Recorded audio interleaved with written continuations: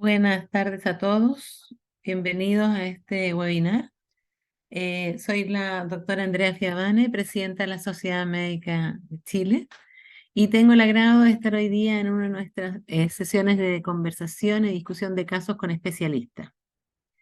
La Sociedad Médica es una sociedad científica sin fines de lucro que fue fundada hace 154 años por un grupo de estudiantes de medicina que pidieron a sus profesores que les ayudaran a buscar una manera de estar más al día.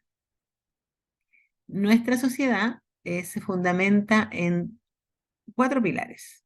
Nuestros cursos de educación médica continua, cursos que tienen muchos años ya de tiempo, de desarrollo, en que hay un curso de problemas ambulatorios del adulto, enfocado básicamente a atención primaria, cursos modulares de las distintas subespecialidades de la medicina interna y un curso de medicina interna hospitalaria.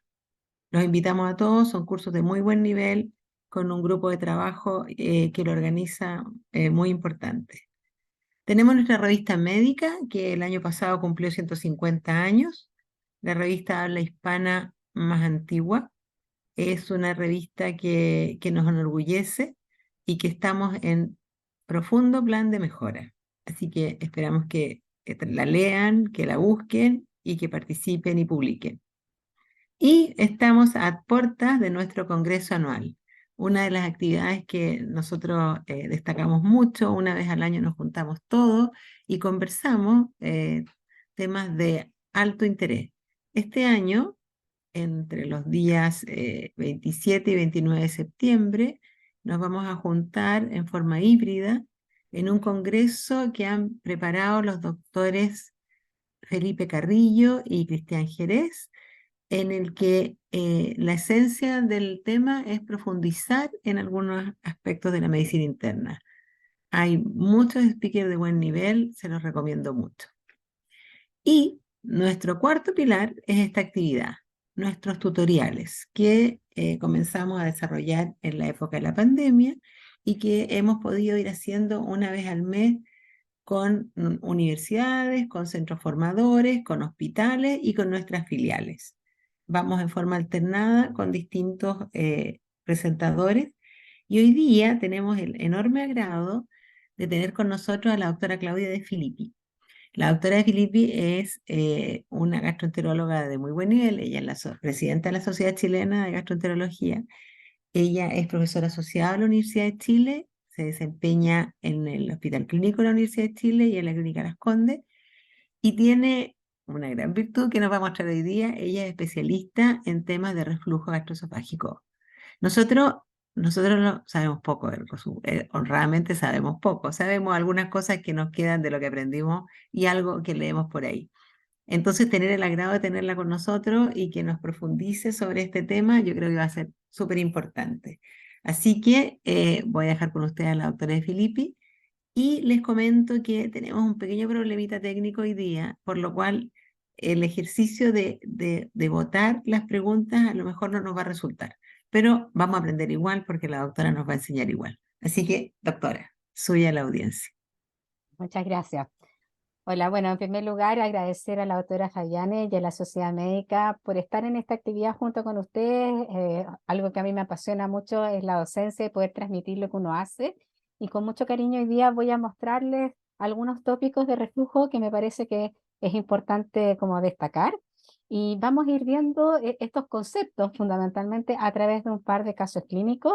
Así que, sin más, yo voy a compartir mi pantalla.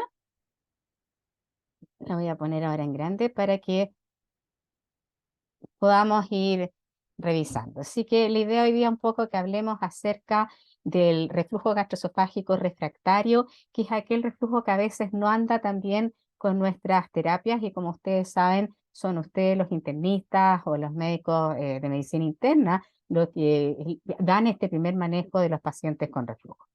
Entonces vamos hoy día a discutir este tema a través de un caso clínico que me parece un caso clínico muy clásico. Se trata de una mujer de 62 años que tiene el antecedente de una fibromialgia. Esta paciente está en tratamiento con pregabalina, ¿ya? Y es una paciente que lleva o tiene una historia larga de molestias, pero leves de reflujo. Molestias muy vagas que ocasionalmente la molestaban, pero que en el último año se han ido exacerbando. En cuanto a sus síntomas, la paciente hoy día presenta epigastralgia urente intensa, ligera regurgitación y su gran molestia es mucho ardor en la parte alta del esófago y de la faringe, en la zona como alta del esófago, pero sin disfagia, sin dolor torácico y sin disfonía, que son a veces las cosas que tenemos que preguntarle a nuestras enfermas. Muy típicamente la paciente primero, porque su molestia era más de la parte faringea, consultó al otorrinolaringólogo, que la examinó y le dijo que la paciente, que ya portaba un reflujo gastroesofágico porque la nasofibro tenía algún grado de comisuritis posterior y la derivó además a que viera al gastroenterólogo. El gastroenterólogo le hizo, médico internista, nosotros le hizo una endoscopía digestiva alta que mostró una esofagitis grado A de Los Ángeles sin una hernia yatal. Y esta enferma, durante el tiempo que lleva ya con estas molestias, ha probado inicialmente omeprazol, 20 miligramos al día. Como no anduvo bien y no tuvo respuesta a sus molestias, otro colega le dejó esomeprazol, 40 miligramos al día. Como no anduvo bien, le subieron la dosis a esomeprazol cada 12 horas, desafortunadamente sin ninguna respuesta clínica o con una respuesta muy, muy parcial, ¿ya? Entonces, y después de todo esto, ¿no es cierto? Finalmente fue derivada a gastroenterología con el diagnóstico de reflujo refractario. Entonces, yo quiero aquí mostrarles algunas imágenes, ¿no es cierto? Aquí a mano izquierda vemos la endoscopía, ¿no es cierto? Aquí ustedes es la unión gastroesofágica y yo les estoy mostrando aquí con mi mouse. Ustedes ven hay una erosión pequeña, menor de 5 milímetros. Esta es la naso, hay un poco de comisuritis posterior. Y solo por recordar, porque puede que aún no tiene uno porque está con todas las escalas de las clasificaciones, digamos, de esofagitis en la cabeza, recordarles que existen 4 grandes grados de esofagitis erosiva. Grado A, lo que tiene esta enferma, pequeñas, ¿no es cierto?, erosiones menores de 5 milímetros, ¿no es cierto? Existe el grado B, que es la que tenemos acá, cuando estas erosiones son mayores de 5 milímetros, pero no son confluentes. Grado C, cuando existe confluencia de las erosiones, pero que ocupan menos del 75% de la circunferencia del lumen, y grado D, cuando hay un compromiso circunferencial. O sea, en el caso de nuestra enferma, teníamos unas lesiones pequeñitas en la endoscopia. Entonces, la primera pregunta que yo quisiera hacerle, y no sé cómo nos va a resultar, si podemos obtener sus respuestas, es ¿qué es lo que ustedes creen, no es cierto, sería el diagnóstico más cercano a esta enferma? Esta enferma, como opción A, tiene un reflujo severo porque tiene hallazgos claros de reflujo a la endoscopía y no responde a doble dosis de inhibidores de bomba de protones, o esta enferma es una paciente con síntomas atípicos de reflujo que tiene una comisuritis posterior y que no responde a tratamiento, o esta es una paciente con síntomas no clásicos sin una evidencia categórica de reflujo en sus exámenes. Yo no sé si podemos tener a través del chat algún grado de interacción. No sé si Podrían, les quiero proponer, perdón, doctora, en el chat pongan A, pongan B o A, B C o C. ¿Mm? y nosotros trataremos de ver cuál es la tendencia, porque acá la idea es tratar de saber qué Eh, piensan que sea ustedes y que la interactivo. ¿Mm? doctora nos ilustre. Así que los invitamos a votar de esta manera un poco diferente. Si lo consideramos reflujo severo, severo, o como un reflujo atípico, o si la verdad esta paciente no tiene evidencias categóricas de reflujo.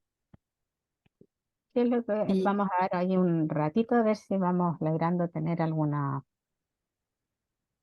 voten. Eso, súper, se pasaron. Muy bien. Muy bien, muy bien.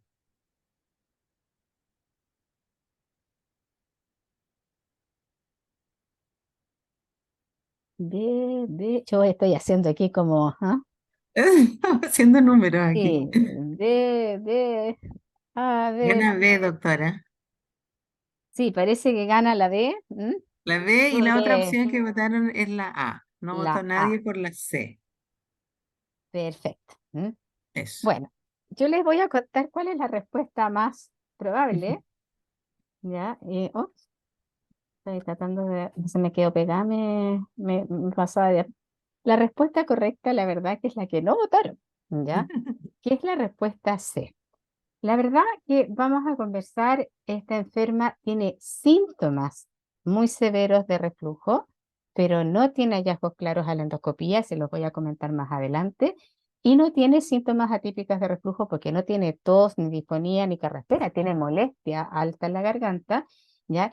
Y esta enferma tiene síntomas no clásicos, como vamos a mirar con un poquito más de detalle, pero no tiene una evidencia categórica de reflujo, y es aquí donde yo les puse esto, tal vez para quebrarles un poco el esquema, ¿ya? Y enseñarles algunas cosas. Y vamos a ir avanzando un poco en algunos conceptos.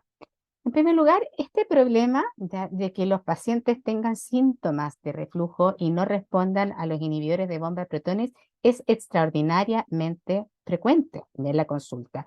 De hecho, en Estados Unidos, en el año 2020, se publicó una encuesta nacional, desde que se hizo a través de una app, o sea, casi 72.000 sujetos les mandaron una encuesta telefónica, les preguntaron si habían tenido reflujo alguna vez en su vida, ¿ya? Y como ustedes ven, un tercio de las personas que contestaron en esta encuesta habían tenido reflujo alguna vez en su vida. Cuando les preguntaron cuántos habían tenido reflujo hacía una semana, también 35% de los pacientes había tenido reflujo alguna vez hace una semana, y cuántos de ellos no estaban bajo tratamiento. Pudimos ver que un porcentaje grande de los pacientes estaba bajo tratamiento y seguía teniendo síntomas bajo tratamiento, y más o menos sabemos que una de cada dos personas que toma inhibidores de bomba de protones a veces tiene síntomas persistentes. Y esto es más frecuente en personas jóvenes, en mujeres, en latinos, donde estamos nosotros, en pacientes que además tienen algunas otras enfermedades como intestino irritable y enfermedad de Crohn. Así que este tema es un problema de todos los santos días, ¿no?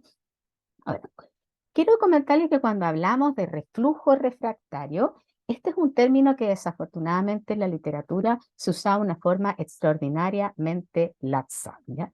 Y generalmente el concepto más ampliamente aceptado, porque no hay una uniformidad, es que hablamos de reflujo refractario o de síntomas refractarios de reflujo cuando hay persistencia sintomática con una dosis estable de inhibidores de bomba de protones por al menos 8 semanas, o sea, doble dosis. Alguien que teóricamente tiene síntomas de reflujo y ha tomado 8 semanas inhibidores de bomba de protones, podríamos decir que tal vez hay algún grado de refractariedad.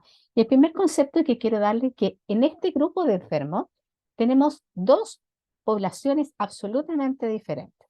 Por un lado, tenemos a pacientes que tienen reflujo verdadero, y este reflujo o esta refractariedad se puede deber a múltiples causas, a cosas anatómicas, a una hernia yatal, a problemas de compliance, a polimorfismos que hacen que sean metabolizadores más rápidos los inhibidores de bomba de protones, etcétera. Pero por otro lado, existe un grupo muy grande de enfermos que tienen esta refractariedad por condiciones que parecen reflujo, pero que no lo son. Y en este grupo tenemos a pacientes que tienen enfermedades funcionales. Y como veremos, tenemos algunos cuadros como se llaman pirosis funcional y hipersensibilidad esofágica, o condiciones psicológicas que hacen que estén con un esófago muy hipersensible y que tengan síntomas refractarios. Y por otro lado, una serie de otros diagnósticos que parecen reflujo, pero no lo son. Entre ellos, recordar la calasia, que es la antítesis de reflujo, pero que los pacientes perciben que se les devuelve la comida hacia arriba, o la gastroparesia, o el síndrome de rumiación. Entonces, no todo lo que parece reflujo refractario es reflujo refractario, ¿ya? Solo comentarles que recientemente dos grandes grupos de neurogastroenterólogos, el grupo europeo y el grupo americano, publicaron un consensus paper acerca del diagnóstico y manejo de la enfermedad por reflujo refractario. Y se aclaran una serie de conceptos que antes no teníamos. Nosotros tenemos tres situaciones. Tenemos pacientes que tienen lo que se llama síntomas refractarios tipo reflujo o reflux-like, ¿ya? Que son síntomas que pueden o no estar relacionados a reflujo. Por ejemplo, un paciente que tiene tos y decimos, la tos puede ser por reflujo, pero que no tenemos una evidencia categórica. Existen lo que se llaman síntomas refractarios de reflujo, que son pacientes que tienen síntomas persistentes bajo inhibidores de bomba de protones en pacientes con reflujo probado. Por ejemplo, un enfermo que le hicimos una pHimetría y probamos que tenía reflujo y que le damos tratamiento y sigue estando sintomático. Existe lo que se llama el reflujo refractario, que es la evidencia objetiva de reflujo persistente a pesar de un adecuado tratamiento. Por ejemplo, que sigan habiendo lesiones endoscópicas a pesar de un tratamiento apropiado. Y son tres conceptos diferentes que no son lo mismo.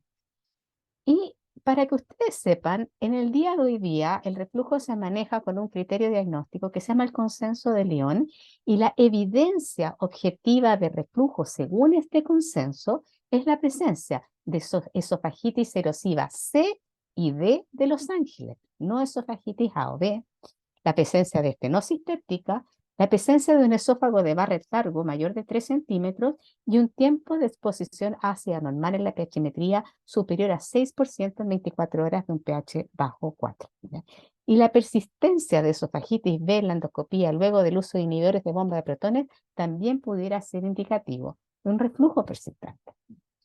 Entonces, si volvemos un poco a nuestra paciente, ¿ya? Y por eso, para justificar la respuesta, que tal vez les pueda haber generado algún grado de conflicto, esta es una mujer de 62 años que tiene una fibromialgia. Y sabemos que la fibromialgia, que es un cuadro en que hay hipersensibilidad, pudiera ser tal vez un factor de riesgo para que esta paciente tuviera algún componente hipersensible en su esófago. No tiene síntomas clásicos de reflujo. Y quiero hacer énfasis, los síntomas clásicos de reflujo son la pirosis y la regurgitación. No es síntoma clásico de reflujo tener una molestia alta en la garganta. ¿Ya? Esa molestia muchas veces es una molestia relativamente funcional. Esta enferma tenía epigastralgia y tenía mucho ardor en esta parte, pero no tiene regurgitación, que es el síntoma clásico. ¿Ya?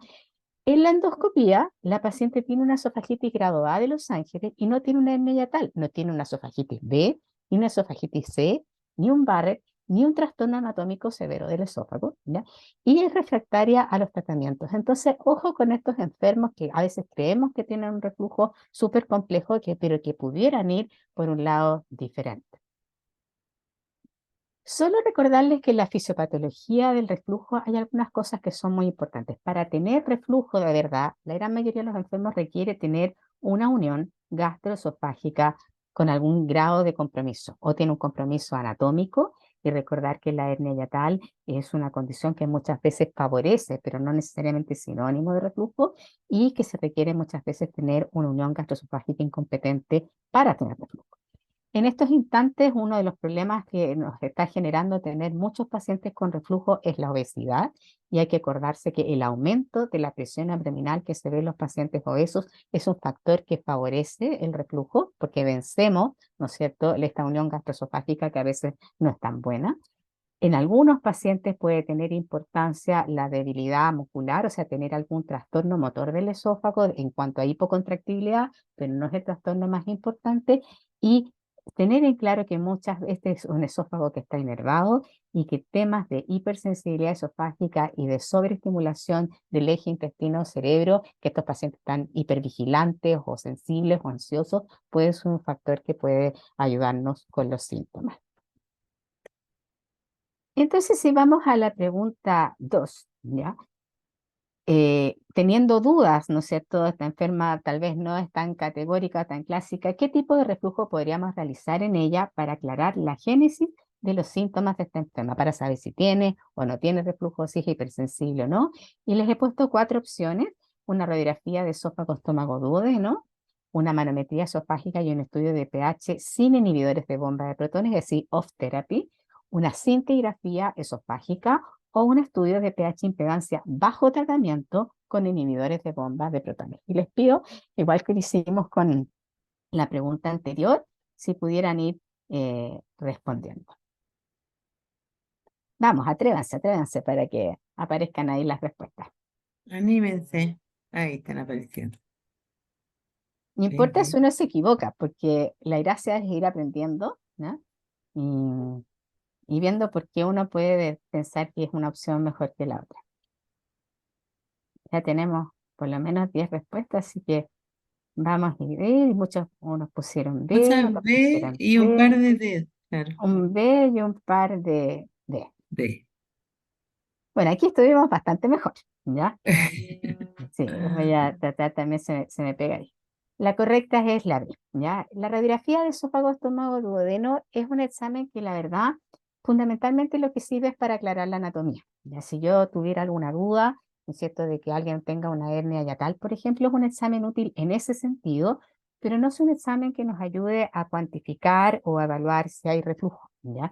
La cintigrafía esofágica es un examen que ha dejado de formar parte de nuestro arsenal diagnóstico. Es difícil, si bien en algunos centros en que se hace medicina nuclear todavía se hace, pero no es muy práctico.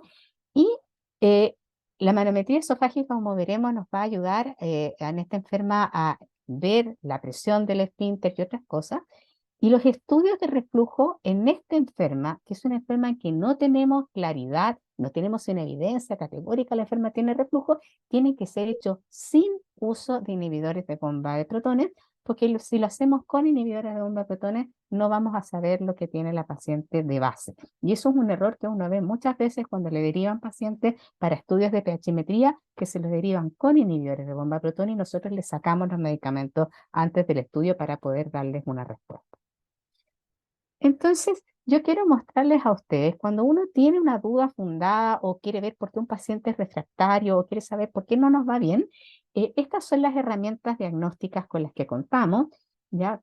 La endoscopía digestiva alta siempre es muy importante y a veces uno la repite, ¿no es cierto? Si tiene alguna duda, sabemos que hay diferencias entre distintos endoscopistas, perdón, y como les hago énfasis, la esofagitis C y D y el Barrett son los que indican un reflujo refractario.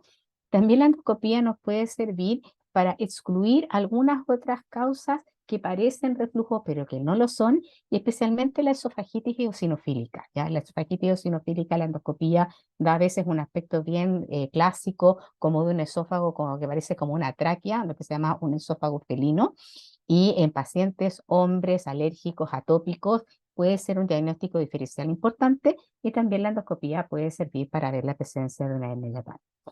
La manometría esofágica, que hoy día hacemos lo que se llama manometría esofágica de alta resolución, ya no está disponible la manometría convencional, es una técnica que nos permite identificar anormalidades motoras como posibles causas de síntomas de reflujo y muy importante descartar la posibilidad de una calasia. Ya, a ustedes lo crean, se confunde y muchas veces tenemos pacientes que nadie les preguntó si tenían dificultad para tragar y se quejan que devuelven todo y lo que tienen es una calasia. Y podemos tener distintos tipos de estudios de pH, la pHimetría de 24 horas clásica, que solamente evalúa reflujo ácido, ¿ya? Y que en general hay que hacerla sin el uso de medicamentos. La pH impedancia de 24 horas, que es una técnica un poco más avanzada, que nos permite ver reflujo ácido, ácido débilmente ácido, reflujo gaseoso, su asociación sintomática, ¿ya? Y solamente esta técnica se puede hacer con tratamiento en reflujo previamente comprobado y comentarles, no lo disponemos en Chile. Existe una técnica que es lo que se habla en todos los textos en estos momentos, que se llama pH Bravo o técnica inalámbrica, en que hacemos un registro, le colocamos una especie como de capsulita al paciente que se ancla a través de una endoscopía en el esófago, les voy a mostrar una pequeña imagen, y que podemos hacer un test de reflujo de 96 horas, ¿ya? Por una cápsula telemétrica, lo que aumenta la exactitud, pero que no detecta reflujos gaseosos ni débilmente ácidos. Esas son las técnicas. pH Bravo no está disponible en Chile. En la Universidad de Chile hemos hecho algunas pruebas, algunos pacientes, pero todavía no disponible como de uso comercial, ¿ya? Y es así, como digo, en las técnicas me interesa recordarles que la endoscopía sirve para evaluar el grado de esofagitis y también sirve para evaluar la integridad de la barrera antirreflujo. En estos momentos se pregona que los endoscopistas ustedes les cuenten o les digan en la endoscopía si tienen una unión tipo 1 de Hill, 2, 3 o 4, que ya como ustedes ven, esta es en la retrovisión de la endoscopía, se ve un espacio muy grande que corresponde a una hernia yatal. Y en cuanto a las técnicas, tanto la técnica de pH impedancia como pHimetría se hacen pasándole al paciente una sonda por vía nasal, esta es la maquinita clásica, y aquí, como les estoy mostrando con el mouse, esto es un registro de pH puro. Ustedes no sé si alcanzan a ver, pero aquí hay una rayita, todo lo que está por debajo de esa raya es el pH 4, y este es un paciente que tiene reflujo ácido importante. A mano derecha tenemos un registro de pH impedancia en que esto permite ver flujos de líquido y también la misma información de la pHimetría. Y aquí tenemos otro paciente con un reflujo también importante. Y el sistema de pH Bravo que les comentaba es a través de un endoscopio y un dispositivo especial, colocar esta capsulita, que es muy chiquitita, como el tamaño de la punta de un lápiz, en el esófago distal, se libera y este equipo se coloca como en un cinturón y el paciente anda 4 días. Estos son registros de 4 días en que ustedes pueden ver hay una variabilidad y es una técnica nueva que en el mundo se está usando bastante, ¿no?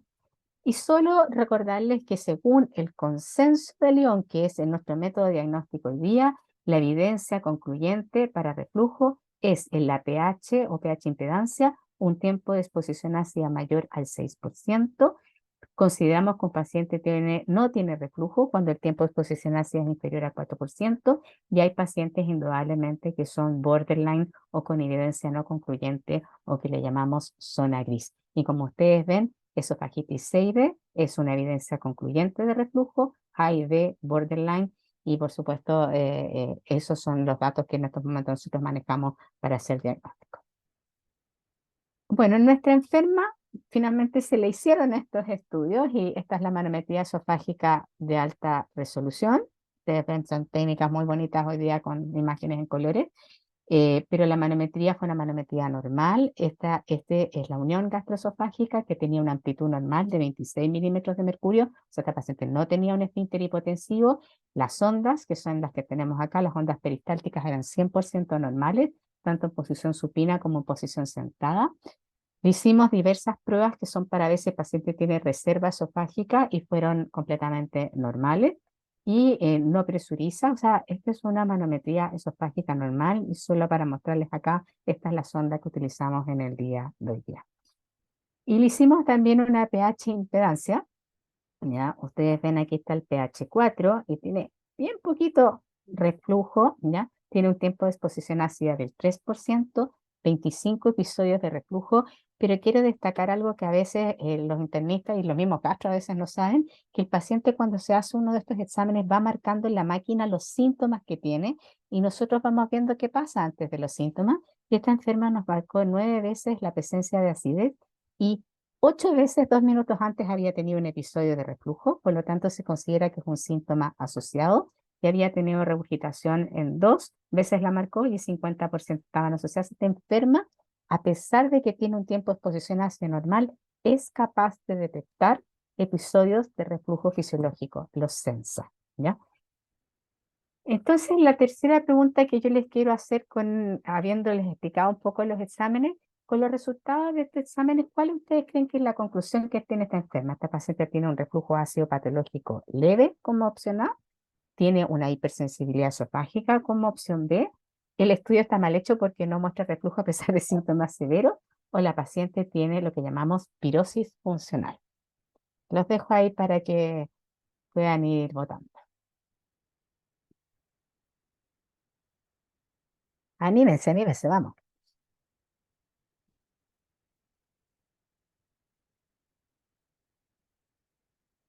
Súper bien, ya tenemos hartas respuestas. Y B, súper bien, ¿ya? Ay, un momento, me pasa realmente que cuando paso la diapositiva, la primera, exactamente la paciente lo que tiene es una hipersensibilidad esofágica, ¿ya? Y solo comentarles cuando ustedes tengan un paciente refractario, ese paciente que tiene alguna molestia como no que es categórica, como está enferma, y le dan doble dosis de inhibidores de protones, y la paciente les dice que está exactamente igual y que el Nexium no les hace nada, o que sea, comentarles que 3 de 4 enfermos, o sea, un 75% de estos enfermos tienen un desorden funcional, ¿ya? Y tenemos dos desórdenes funcionales, lo que se llama pirosis funcional, que son pacientes que tienen ardor retroesternal por al menos de 3 meses, que tienen endoscopías normales, que no tienen evidencia de reflujo en las pH-metrías y que no tienen evidencia de algún trastorno motor esofágico mayor, o sea que tienen una manometría esofágica normal. Y el otro trastorno, que es el que tendría esta enferma, es que tengan lo que se llama esófago hipersensible o hipersensibilidad esofágica, que son los mismos criterios diagnósticos, pero la diferencia es que eventos de reflujo gatillan síntomas, aunque estos eventos sean fisiológicos. Y por lo tanto, lo que nosotros les informamos en el examen es que tiene lo que se llama correlación sintomática positiva. En el caso de la pirosis funcional no hay correlación, o sea, los síntomas de reflujo andan por un lado y los episodios fisiológicos de reflujo andan por otro, ¿ya? Entonces, mi pregunta número 4 sería, esta paciente que tiene una hipersensibilidad, ¿cómo la tratarían ustedes? ¿La derivarían al psiquiatra? ¿Le dejarían sucralfato como tratamiento placebo? ¿Le dejarían algún neuromodulador, ya como amitriptilina o duloxetina? o solamente le darían medidas generales dado que no tiene reflujo. ¿Ya? Los dejo ahí para que puedan ir respondiendo. Perfecto. No sé si estas son parte de las preguntas anteriores, las respuestas, porque no las veo todas. No, esta última, estas son de Sí, las nuevas, doctora, sí, sí. las nuevas las tenemos acá, que son las Sí, ahí. de más tardecitos, y ahí las estoy Claro. viendo. Se ve, bueno, Sí, súper, básicamente. súper, súper bien, porque si yo les tuviera que decir, ahí, siempre se me pega la diapo, ahí. La verdad que la respuesta correcta es, le debieran dejar a ustedes un neuromodulador, ¿ya? Cuando uno tiene hipersensibilidad esofágica, ya lo que tienen estos enfermos es que están con el seteo de su sensibilidad por debajo de lo normal, y lo que más es útil, no sacamos nada con estos enfermos, subirle los inhibidores de bomba a 120 miligramos ni nada, porque a veces uno ve pacientes tomando 3 esomeprazoles y los pacientes no les hace nada, porque tenemos que mejorar la hipersensibilidad. Y esto fundamentalmente hay dos grandes antidepresivos, amitriptilina y duloxetina. Comentarles de que recientemente se publicó una guía práctica, ¿no es cierto?, de la American Gastroenterology Association acerca de pirosis funcional, y esto mismo corre también para hipersensibilidad, que es un panel de expertos, en que, por ejemplo, en el caso de los inhibidores de bomba no juegan ningún rol en pirosis funcional, pudieran tener algún pequeño rol en la hipersensibilidad porque les molesta el ácido, y lo más usado son los neuromoduladores en dosis bajas. Amitriptilina en dosis chiquitita, 12,5 miligramos. Fluoxetina, duloxetina, 30 miligramos. Bastan muchas veces para que el paciente claramente se le quite rápidamente la molestia. Hay algunos reportes antiguos de un fármaco que ya no tenemos disponible, que es el Tegacerot, ¿cierto?, que es un prokinético que ayudaba también a disminuir la sensibilidad esofágica. Y hay otras terapias que a veces ayudan, ¿ya? La hipnosis, la acupuntura, ya que son cosas que a uno le pudieran parecer un poco como esotéricas, pero hay enfermos en los cuales no hay cómo sacarlos de estas molestias que son a veces invalidantes, esto pueden ayudarnos. Así que el concepto, ojo, es de que muchos de estos pacientes que son refractarios son funcionales, que debemos pensarlo y que debemos estar atentos a él, ¿ya? Y por supuesto, lo que les puse, evitar la cirugía. Porque si usted es un paciente hipersensible y lo operan, ese paciente va a seguir hipersensible para siempre, y es el típico paciente que dice que ve mal operado. Así que nunca, digamos, derivar estos pacientes a cirugía. Y finalmente, como les conté, a nuestra enferma se hizo esta manometría, fue normal, la pH impedancia fue normal, se le diagnosticó hipersensibilidad y con duloxetina 30 miligramos tuvo una excelente respuesta. Este fármaco lo usamos por aproximadamente 3 a 6 meses y después se retira, y estos enfermos en general posteriormente hacen una vida absolutamente normal, ¿no?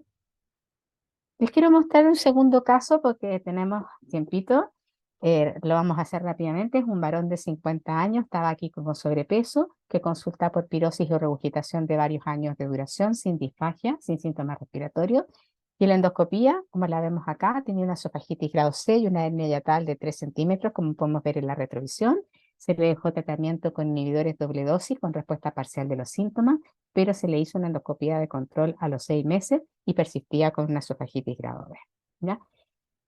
Pregunta, ¿cuáles podrían ser las causas de, bueno, este enfermo es un enfermo que es claramente refractario, no les voy a preguntar eso, sigue con esofagitis a pesar del tratamiento. Yo les pongo ahí cuáles podrían ser las causas de esta refractariedad a tratamiento. Una disrupción anatómica de la unión, porque tiene una hernia, la presencia de algún trastorno motor esofágico subyacente, que sea un metabolizador rápido de los inhibidores de bomba de protones o todas las anteriores. Los invito ahí a votar.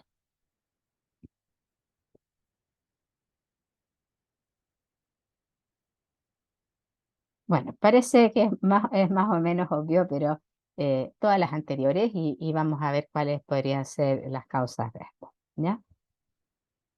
Vamos, ahí, eso.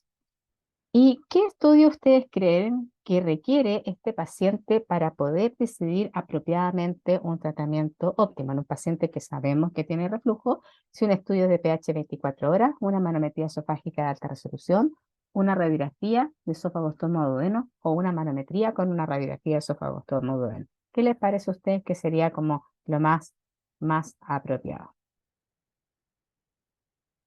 Muy bien, lo han hecho estupendamente bien. La radiografía y la manometría, como vamos a conversar, aunque podría ser cada una por separado, pero probablemente estas dos nos entregan un poco más de información. Entonces, cuando tenemos un paciente que es verdaderamente refractario, o sea que el enfermo, por ejemplo, con evidencia endoscópica real, o un enfermo que ustedes le hacen una pechimetría y no responde, y estamos en una situación más compleja, esta, según todas las normas en general de reflujo, son las cosas que debiéramos hacer en estos enfermos. Siempre tratar de mejorar los estilos de vida, tratar que los pacientes bajen de peso, que es un gran problema en estos momentos, tratar de evitar de que coma muy tarde en la noche y actualmente hay evidencia que los pacientes debieran comer al menos 3 horas antes de irse a acostar, eso es lo recomendado, que duerman hacia el lado izquierdo. También hay una evidencia reciente en la literatura de que es algo útil, siempre lo decíamos. Y si eso obviamente que no va a funcionar solo, optimizar la terapia de los inhibidores de bomba de protones que vamos a conversar, en algunos casos dejar una terapia junta y solo en los casos más extremos ir a una terapia reinvasiva de reflujo, ¿ya? Siempre es importante optimizar la terapia supresora de ácido. Muchos enfermos nos dicen que se toman los inhibidores de bomba de protones, pero no se lo toman.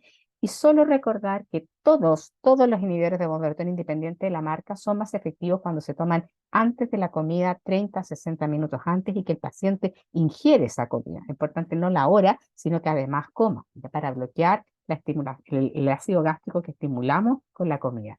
El doblar la dosis de inhibidores de bomba de protones antes de desayuno y cena puede servir en algunos pacientes, ¿ya? Utilizar inhibidores de bomba de protones con esquemas más potentes, siempre chequear la adherencia. Ustedes aquí pueden ver algunos más potentes y que mantienen más tiempo el pH bajo 4, sobre 4, perdón, a nivel gástrico. Y solo comentarles que muy pronto tendremos en Chile la disponibilidad de un nuevo grupo de fármacos que se llaman bloqueadores del ácido que compiten por el potasio o PCAPs, ¿ya? Que tienen un efecto mucho más potente en el bloqueo. La primera fármaco de esta familia es el vonoprazan, pero actualmente ya vamos en una tercera generación de PCAPs y estos fármacos van a llegar a Chile por ahí en el primer trimestre del próximo año. Y los PCAPs, a diferencia de los inhibidores de bomba de protones, tienen una acción directa, el hidrógeno potasio que te hace, bloquean la bomba competitivamente el potasio, es una unión reversible a la bomba, un efecto completo después de la primera dosis, no son prodrogas, no se afectan por polimorfismos genéticos y son mucho, mucho más potentes, ¿ya? Cuando no resulta optimizarle los inhibidores de gamma-protones, podemos usar algunas cosas como darles un antagonista a los receptores H2, que sirve para disminuir lo que son las caídas de pH gástrico durante la noche, el problema que esto sufre de taquifilaxis. También los alginatos pueden ser útiles, especialmente estos fármacos neutralizan el bolsillo ácido que se regenera después durante la noche. Y con alguna limitación de su uso, el baclofeno, que es un agonista GABA con un fármaco que disminuye las relajaciones transitorias y los síntomas, pero que da mucha somnolencia, por lo tanto implica algunas limitaciones. Y si eso no funciona, llegamos finalmente a los manejos quirúrgicos intervencionales, donde en estos momentos tenemos 3 posibilidades: la cirugía antirreflujo clásica, que es una fundoplicatura, el LINX, que se llama este dispositivo, que es un aumento magnético del esfínter, que se coloca como un anillo atrás de la cirugía y que son los magnetos, que es una técnica que está un poco en duda, pero que se puso mucho en Estados Unidos, y actualmente en Estados Unidos lo que más hacen ellos es una fundoplicatura transoral sin incisión, denominada TIF, que se hace por vía endoscópica en pacientes adecuadamente seleccionados, ¿ya? Y en el caso del extremo, se ha llegado a hacer un bypass gástrico en pacientes obesos con reflujo refractario concomitante, ¿ya? Yo quiero comentarles como mensaje que es muy importante con pacientes que ustedes piensen en la cirugía, deben hacerle una manometría, porque es fundamental excluir un trastorno motor de base. Este es un estudio bastante antiguo que mostró que enfermos que se creía que iban a ir a una cirugía antirreflujo, ¿no es cierto? Algunos tenían hipomotilidad, otros tenían como especies de acalasia, ¿ya? Y hasta 1 de 14 enfermos tuvo un hallazgo que era considerado una contraindicación absoluta por la fundoplicatura. Nunca manden a operar a un paciente en el cual no le hayan estudiado la motilidad.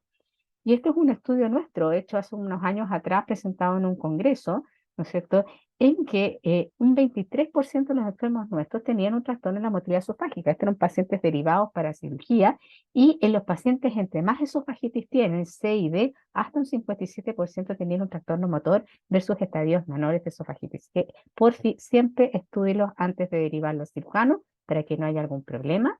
Y hay algunas pruebas que hacemos en la manometría que se llaman degluciones rápidas múltiples, ya que para ver reservas esofágicas que son fundamentales, pacientes que tienen anormal esta prueba tienen riesgo de tener disfagia postoperatoria. Por lo tanto, la manometría es mandatoria y hay actualmente algunas recomendaciones de ajustar el tipo de cirugía que se hace a los enfermos según el trastorno de motilidad que tienen.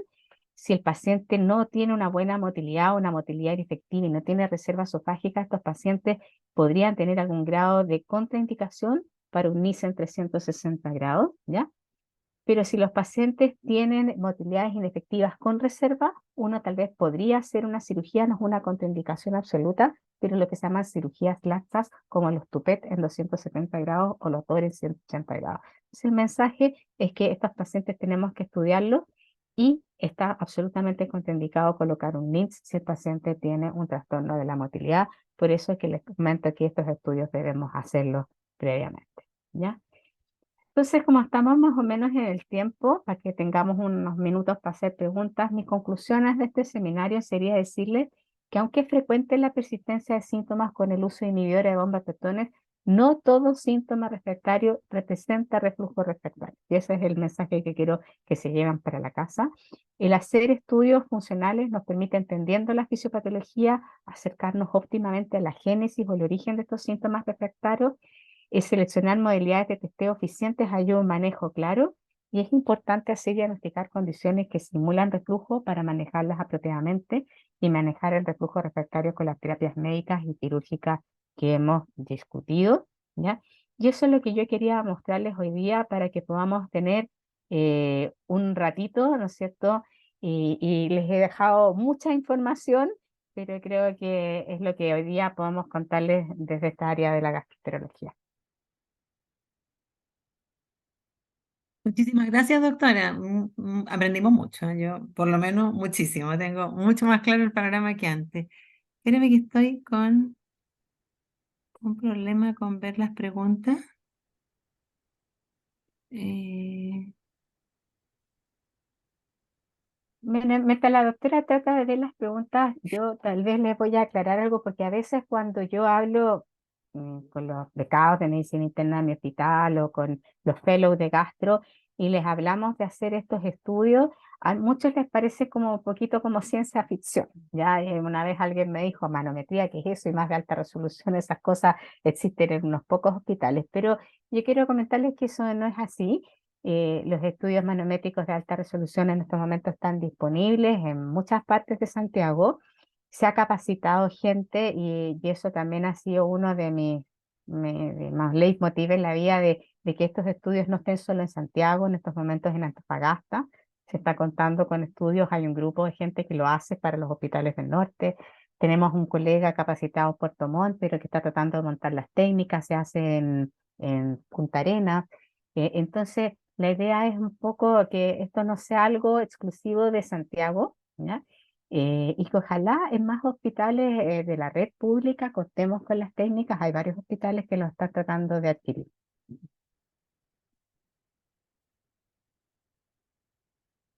Así que vamos a ver, ahí parece que hoy día la tecnología nos ha complicado un poco, pero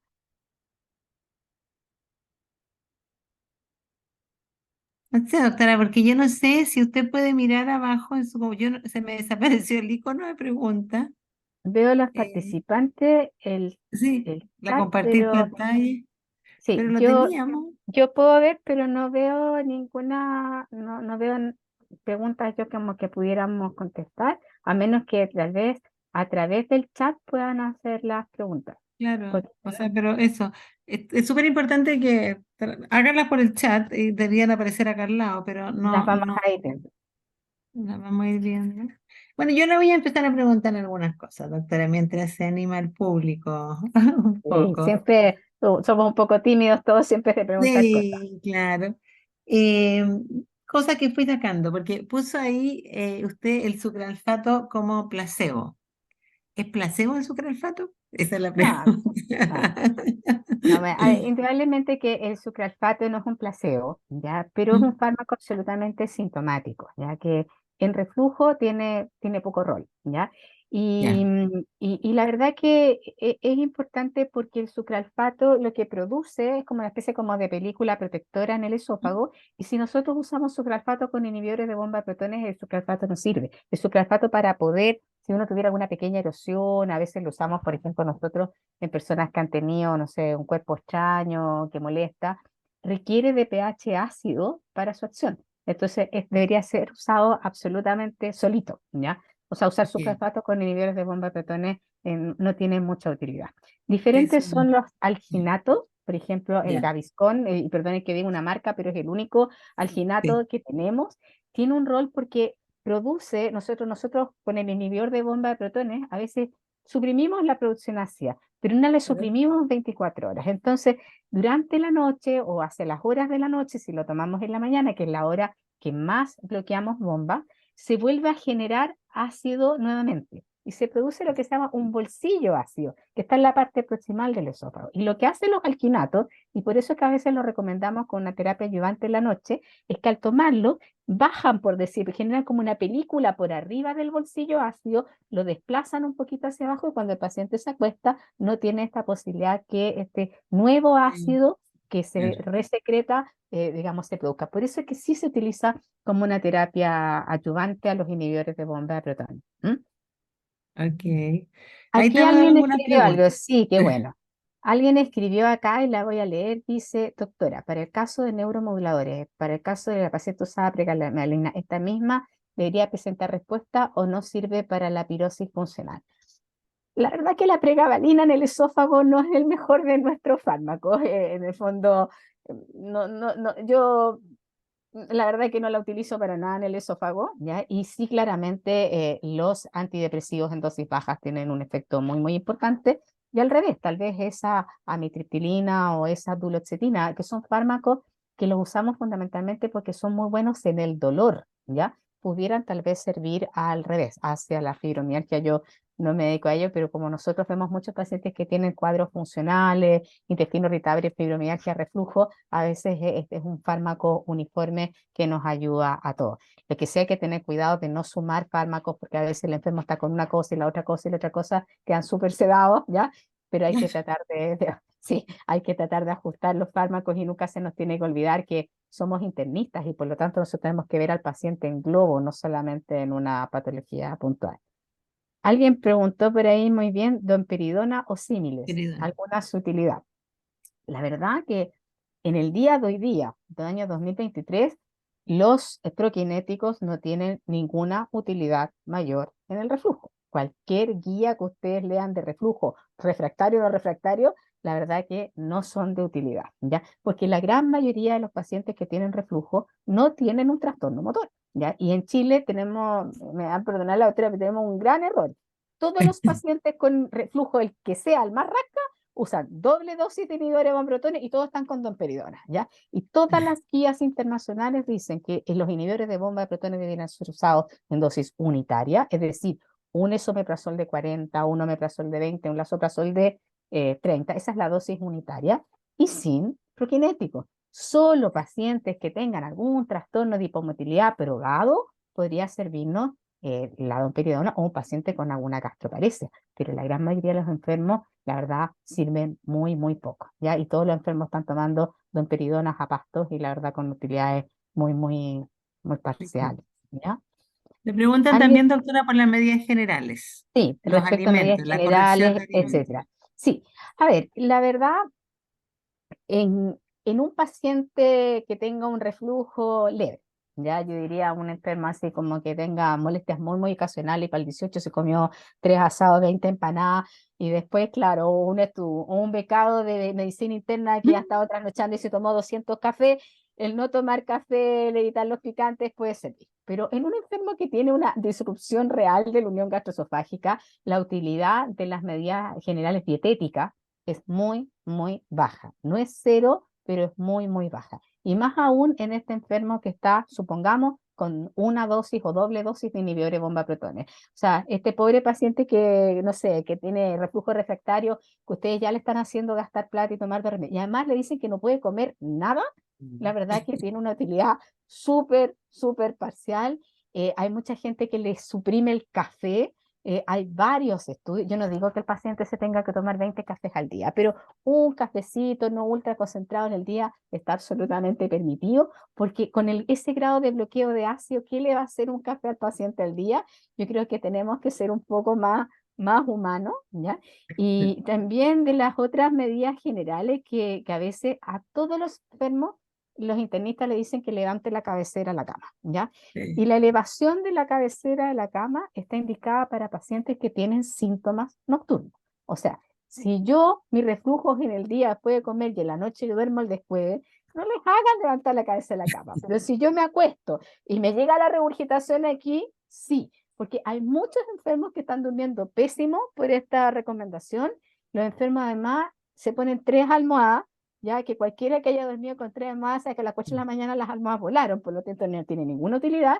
Y si uno tiene que elevar la cabecera de la cama, tiene que elevar la cabecera de la cama completa. O sea, o le pone unas patas, algo debajo de las patas de la cama, o pone sobre, ahora son casi puras camas Botspring, una especie de cuñas de espuma que en Estados Unidos de hecho se venden, uno las puede hacer, que es lo realmente útil. Pero hay que tener harto cuidado con estas recomendaciones que dejamos como casi sin pensar. No coma todo esto, levanta la cabecera en la cama, bla, bla, bla, bla. Y muchas veces son súper poco útiles y a veces cuando van al especialista en reflujo yo les digo, mire, deje de hacer toda esa lecera y sea un poco más feliz, ya, y use esto, esto, lo otro. Pero tienen una respuesta bastante poca. La única medida real y la que yo haría mucho énfasis como internista, que los pacientes bajen de peso.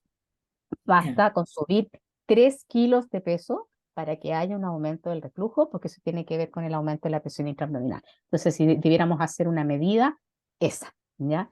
Y digamos, y no ser tan jodidos con las comidas porque realmente es una tortura. ¿Mm? Y la baja de peso le va a servir para muchas Es lo cosas, que más les va a entonces servir muchas es veces. bastante más claro.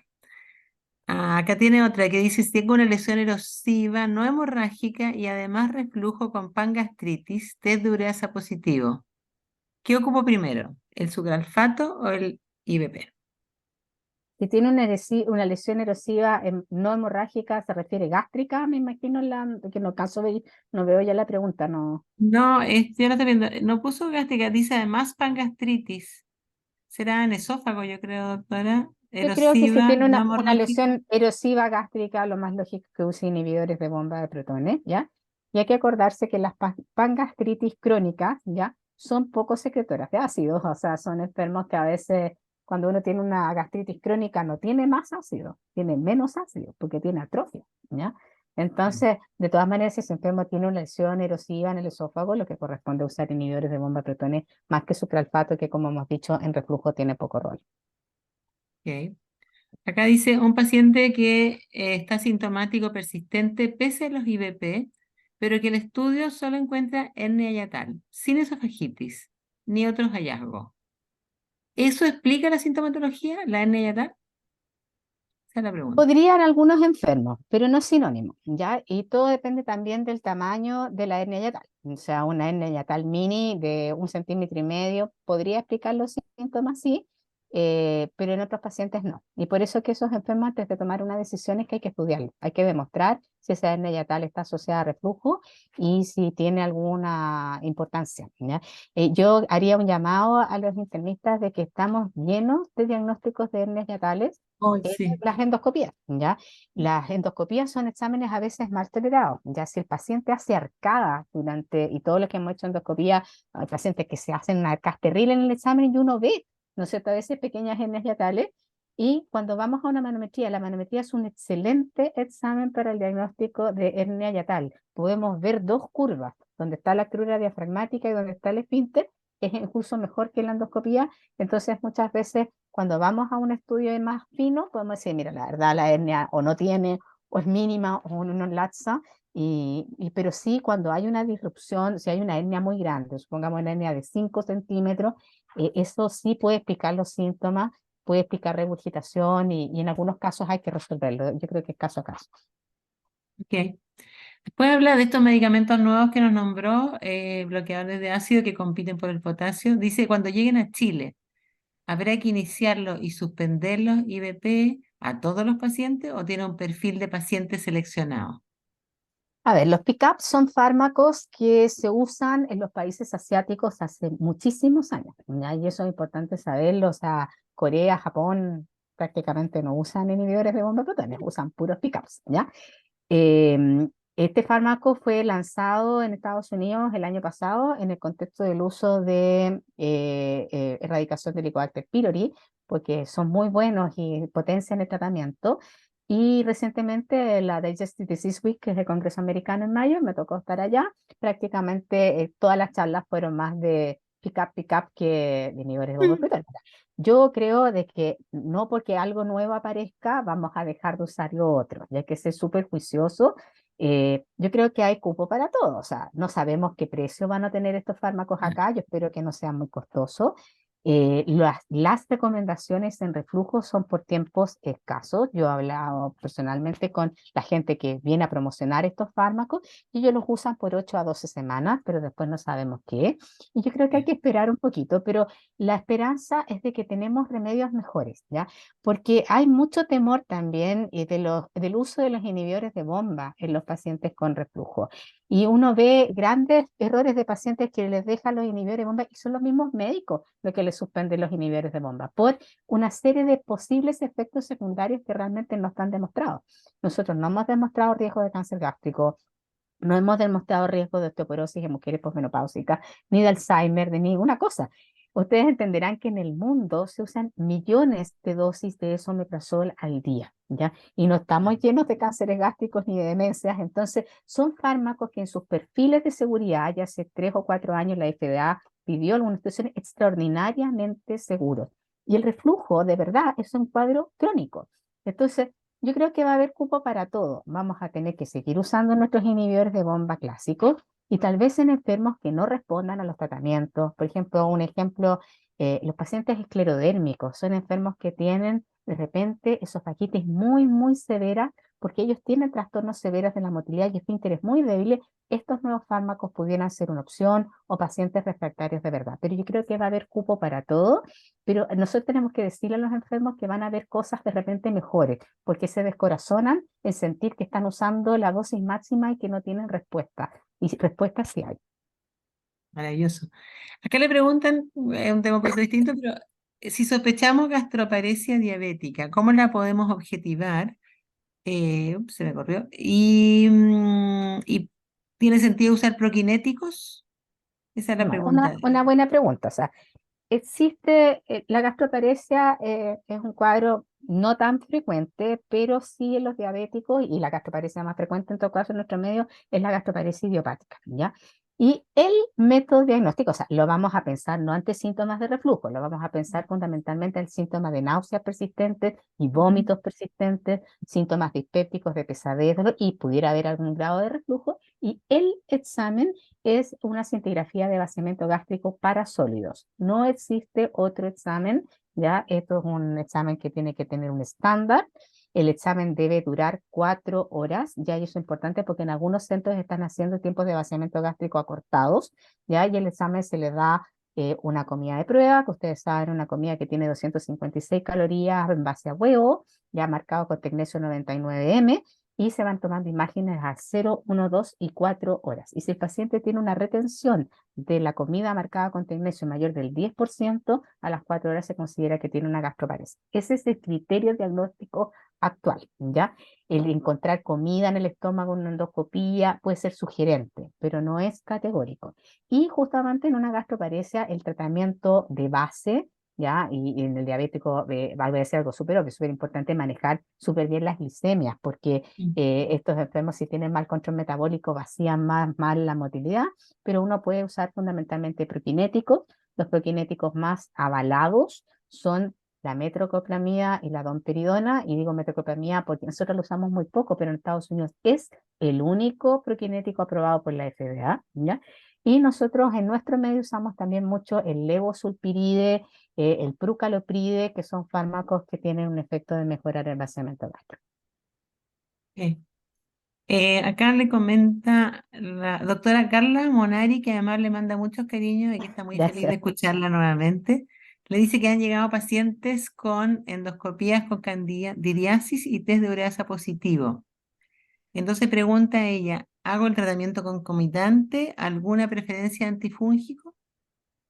Ya, bueno, a ver, yo creo que las candidiasis, el primer tema yo me preguntaría por qué tiene candidiasis ese enfermo. O sea, si el enfermo, no sé, alguien le dio un inhalador por mucho tiempo y una candidiasis secundaria algo esperable, o si ese paciente tiene una inmunosupresión. Yo creo que esa sería mi pregunta más básica. Además que ojalá en la endoscopía hayan tomado un frotis para ver que realmente sean hongos, porque ha pasado algunas veces que son restos de quesillo o cualquier cosa y no lo son, ¿ya?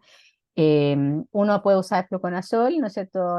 También dependiendo del enfermo, a veces hay enfermos muy añosos. También vemos en algunos pacientes con trastornos de motilidad, a veces candidiasis, y el Helicobacter pylori que hay que tratarle, yo creo que hay que ver según la sintomatología del enfermo, porque si ese enfermo le molesta el esófago, le cuesta, tiene disfagia, la candidiasis es muy severa, tal vez habría que tratar eso primero. Y recordar que el Helicobacter pylori no es una emergencia médica. Yo quisiera ser súper categórica. El 65% de la población tiene Helicobacter, ¿ya? Es un hallazgo muy frecuente. Y por supuesto que ojalá podamos sacarlo del camino, pero no es una emergencia médica, porque el tratamiento actual hoy día, como preguntaba la doctora, el tratamiento básico del esquema es 3 antibióticos, ¿ya? Que generalmente es amoxicilina, claritromicina, metronidazol, más doble dosis de inhibidores de bomba protones por 14 días. Entonces, tomarse cualquiera de ustedes que tenga que erradicarse el Helicobacter pylori va a quedar con la guata en la mano, ¿ya? Y uno tiene que preguntarse en cada paciente cuándo es el mejor momento para erradicar el Helicobacter. O sea, cuál es el cuadro clínico de mi enfermo. Si un paciente está vomitando, no le den al tiro el tratamiento, esperen que eso mejore. Si el paciente tiene mucha molestia esofágica, yo creo que hay que ver caso a caso, pero no es una emergencia médica y por supuesto que están las terapias nuevas en base a bismuto, las terapias cuádruples. Yo creo que tenemos que ver un poco según la situación del paciente, si ha recibido tratamientos previos para recomendar, pero el tratamiento básico es el que les dije. Espera, un minutito antes de pasar a la otra, o a lo mejor estoy un poco extraviada, pero había, o escuché por ahí, que había una recomendación de la Sociedad Chilena de Gastroenterología de usar amoxi y esomeprazol solo, ¿no? No es una De- recomendación propiamente tal de la Sociedad Chilena de ya. Gastro, pero hay algunos estudios que dosis muy altas de esomeprazol con dosis bien altas de amoxicilina podrían ser una terapia efectiva. Ok. Ya no es una recomendación global, no es tampoco el esquema que pregona el ministerio en estos momentos. Yo en lo personal no uso esas dosis, pero es una factibilidad, ¿ya? En Ok. eso hay un par de estudios que sí, pero estamos hablando de más de 120 miligramos de esomeprazol al día y varios gramos de amoxi al día. ¿Mm? Igual de fatal que el otro, entonces, Eh, por ahí. Tal vez un poquito menos, Un pero poquito.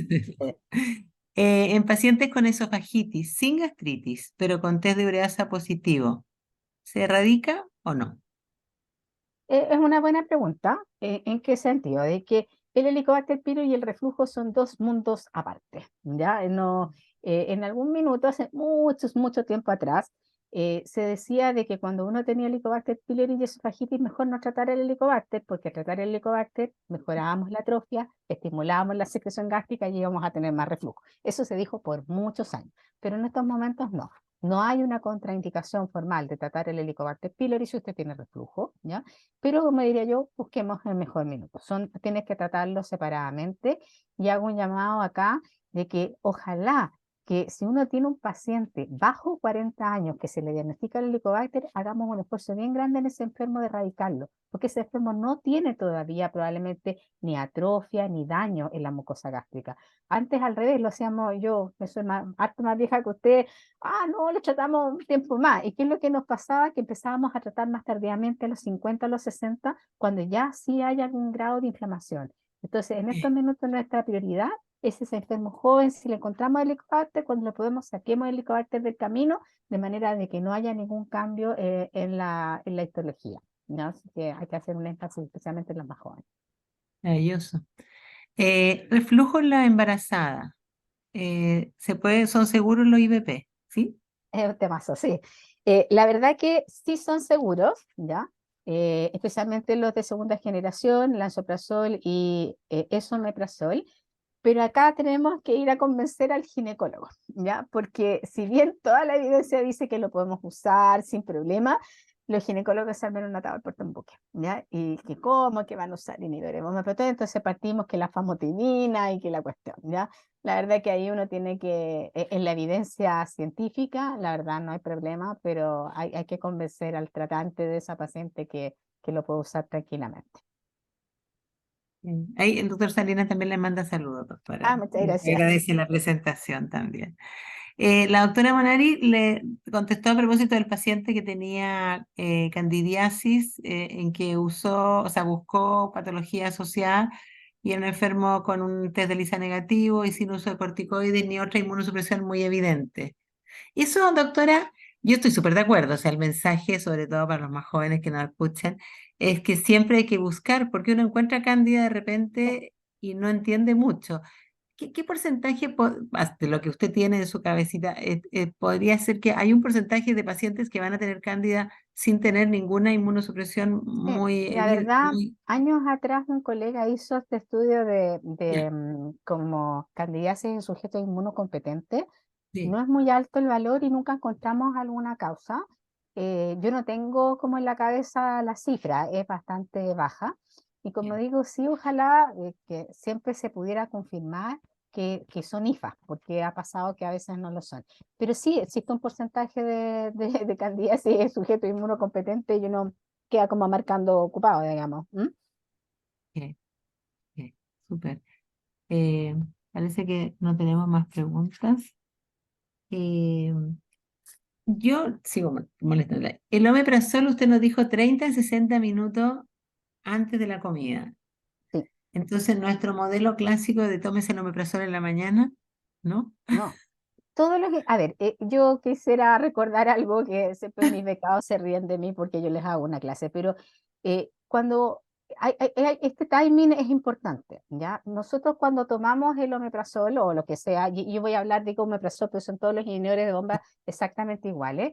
Este fármaco tiene que llegar al estómago, pasar al intestino delgado, absorberse. Al absorberse, tiene que llegar por la vía sanguínea, por decirlo así, hasta la base de la célula parietal y ahí ingresa a la célula parietal, llega al canalículo excretor y se protona, ¿ya? Pues los pocos protones que quedan ahí, queda ahí guardadito por un ratito, ¿ya?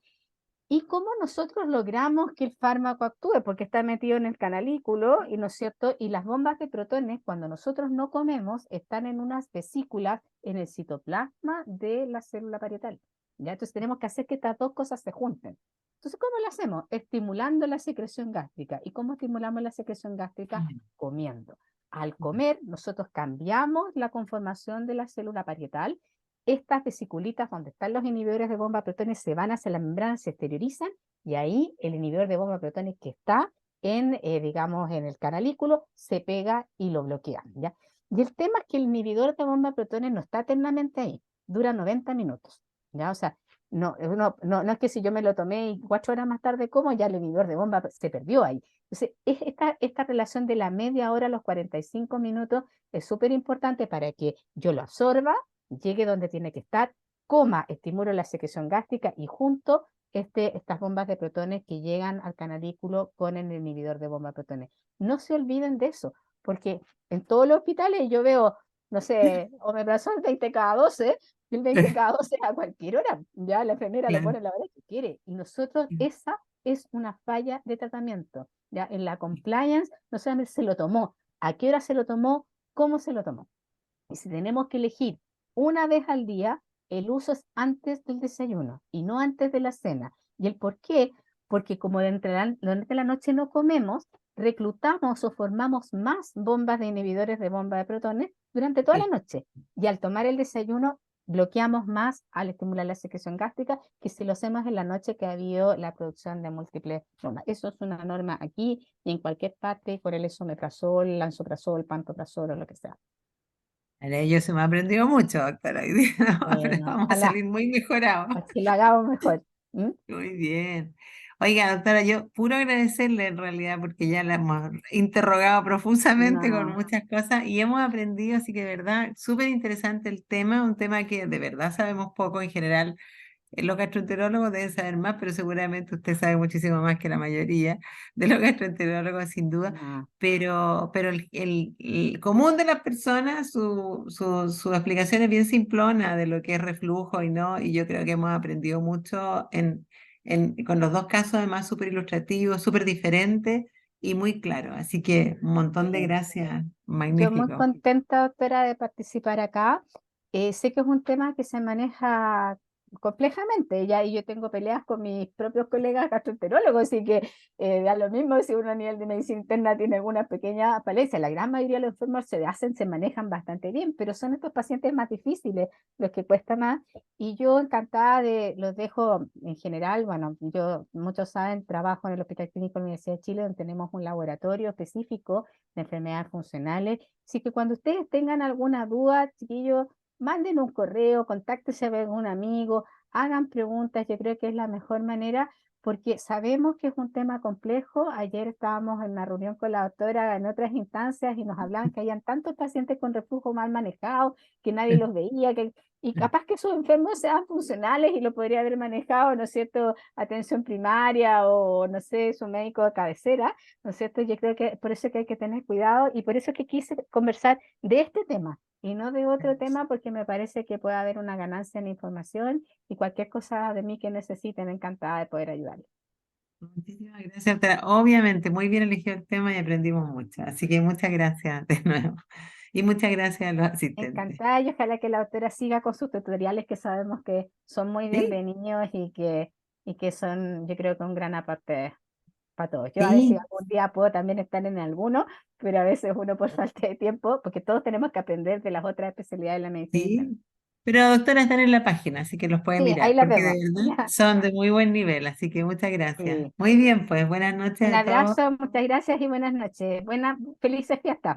Ay, Chao, chao. felices fiestas, de Sí, veras, la sí. empanada y el reflujo. Eso se me No había tengan olvidado. reflujo. Ya. Chao, chao, que estén bien.